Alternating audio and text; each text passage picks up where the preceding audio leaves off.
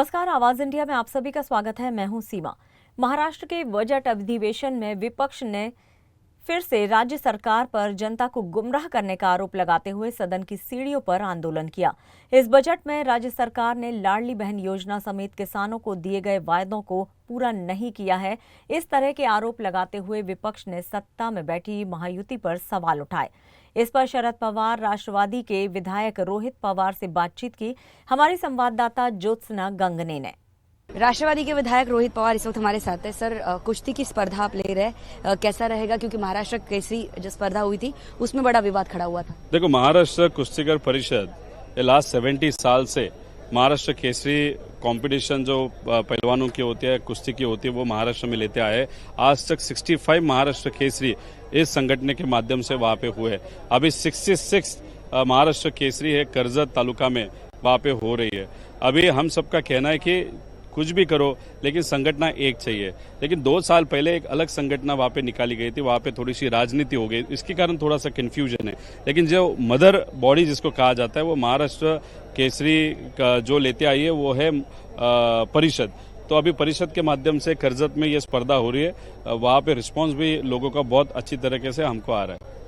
के साथ कुछ ऐसे भी सवाल है जो राजनीति से जुड़े हुए हैं। मंत्री नितेश राणे जो है उन्होंने हाल ही में फिर एक बयान किया जिसको लेकर बड़ा विवाद खड़ा हुआ है कि छत्रपति शिवाजी महाराज के जो सैन्य दल था उसमें कोई मुस्लिम व्यक्ति या मुस्लिम जो सैन्य दल में उनके शामिल नहीं था। देखो, नितेश राणे जी कैसे है कि वो भूमिका, कपड़े हम जैसे बदलते वैसे वो भूमिका बदलते। कांग्रेस के साथ थे तब जो रियल इतिहास है छत्रपति शिवाजी महाराज और सब महामानव है, उनके जो रियल इतिहास है वो लोगों तक लेके जाते थे। सावरकर जी के खिलाफ भी नितेश राणे ने वहां पे ट्वीट किया है, वहां पे बोला है। अभी वो बीजेपी के साथ है, तो बीजेपी जो झूठा इतिहास आगे लेके जा रहा है उसको सपोर्ट करने की जिम्मेदारी शायद उनको वहां पे दी गई है। और नितेश राणे जी लोगों के बारे में ज्यादा नहीं सोचते। वो क्या सोचते हैं कि देवेंद्र फडणवीस साहब को कैसे खुश किया जाए, और उसमें वो चक्रव्यूह जो है उसमें अटके रहते हैं। उसके कारण उनके जो स्टेटमेंट अगर आप देखो तो कुछ भी बिना पढ़े वो स्टेटमेंट वहां पे देते हैं और वहां पे कुछ एलिगेशन किया करते हैं। मेरा कहना है कि उनको जो मंत्री पद मिला है उसकी के साथ और एक मंत्री पद उनको देना चाहिए। वो मंत्री पद का नाम वो द्वेष का मंत्री पद देना चाहिए, जिसमें वो डेफिनेटली अच्छा कर सकते हैं। लेकिन उन्होंने झटका और हलाल को लेकर भी बयान कहा है कि मल्हार जो झटका तरीके से मटन बेचेंगे उनको मल्हार सर्टिफिकेट देना चाहिए। इसे कैसे देखते हैं? देखो, वो मल्हार.com मतलब कुछ प्राइवेट कंपनी दिख रही है, वो किसकी कंपनी वो भी जानना चाहिए। क्योंकि अगर गवर्नमेंट का होता तो .org होना चाहिए था। मुख्यमंत्री साहब वहां पे इनॉग्रेशन के लिए आने चाहिए थे, बट ऐसा कुछ हुआ नहीं। और दूसरी बात, शायद मुझे लग रहा है कि बहुत सारे देवस्थानों ने उस पर आक्षेप लिया गया है कि आप भगवानों का नाम उस ऐसे योजना को क्यों दे रहे हो। इसलिए और दादा ने भी, अजित दादा ने भी इस बारे में शायद नितेश राणे के खिलाफ वहां पे वक्तव्य दिया है। सर, बजट जब पेश हुआ तब सबसे कम बजट जो है वो शिंदे शिवसेना के विधायकों को मिला है, उनके मंत्रियों को मिला है।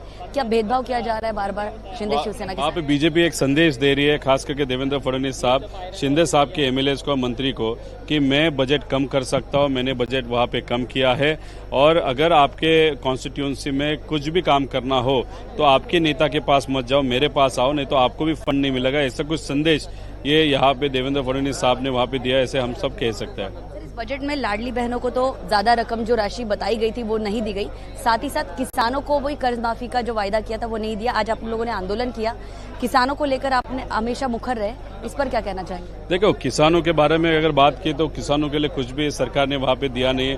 और जो हमारी लाड़की बहना है उनके बारे में भी हमने जब प्रश्न पूछा, सिर्फ 2 ही प्रश्न पे वहाँ पे चर्चा हो पाई। बहुत जन को वहाँ पे बातचीत करनी थी और उत्तर देते वक्त मंत्री महोदया ने वहाँ पे उत्तर भी बहुत गलत तरीके से दिया था। मिस इन्फॉर्मेशन वहाँ पे दी गई थी, कुछ मैनिपुलेशन ऑफ इन्फॉर्मेशन वहाँ पे हुआ था। हमने जब पूछा 1500 से 2100 रुपए आप कब दोगे, तो उसके बारे में एक शब्द भी वहाँ पे उन्होंने नहीं निकाला। तो ये जो भी कहो, इलेक्शन के वक्त लाडली बहना उनको चाहिए थी, अब इलेक्शन के बाद उनको भूलना चाहते हैं। और अगर आप आंकड़ा देखा तो करीबन 27 लाख जो महिला है जिनको लाड़की बहना योजना इलेक्शन के पहले मिली थी, वो शायद वो कैंसिल उनका नाम हो सकता है। मतलब अगर आप देखो तो उनको सबको मिला के समझो 3 करोड़ मतदान मिला था। अगर आप उसमें से 25 लाख महिला जो इलेक्शन के वक्त उनको आपने ये योजना दी थी, आप उनका नाम अगर कम कर रहे हो तो वो जो आंकड़ा है वो 5 से 7% तक जाता है वोट का। अगर उन्होंने वोट नहीं देता, वो सरकार स्थापन भी नहीं होती। तो ये जो राजनीति हो रही है वो गलत बात है।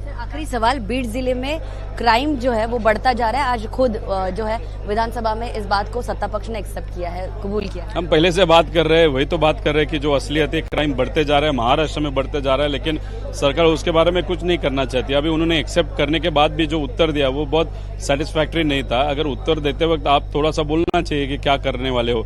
अगर आप लातूर में देखें तो कल एक बियर बार के बाहर झगड़ा हुआ और वहां पे लोगों ने रास्ते पे एक जन का कपड़ा निकाल के वहां पे उसको मारा। वो गलत चीज है, ठीक है। पुलिस ने बाद में अच्छा किया कि उसका जो क्रिमिनल थे उसका ढिंड वहां पे निकाली गई। लेकिन उसके बाद अगर आप देखें तो और एक विषय वहां पे एक तालुका का आया था जहां पे एक मातंग समाज के मजदूर पर वहां पे अत्याचार हुआ, वहां पे उसको मारा गया।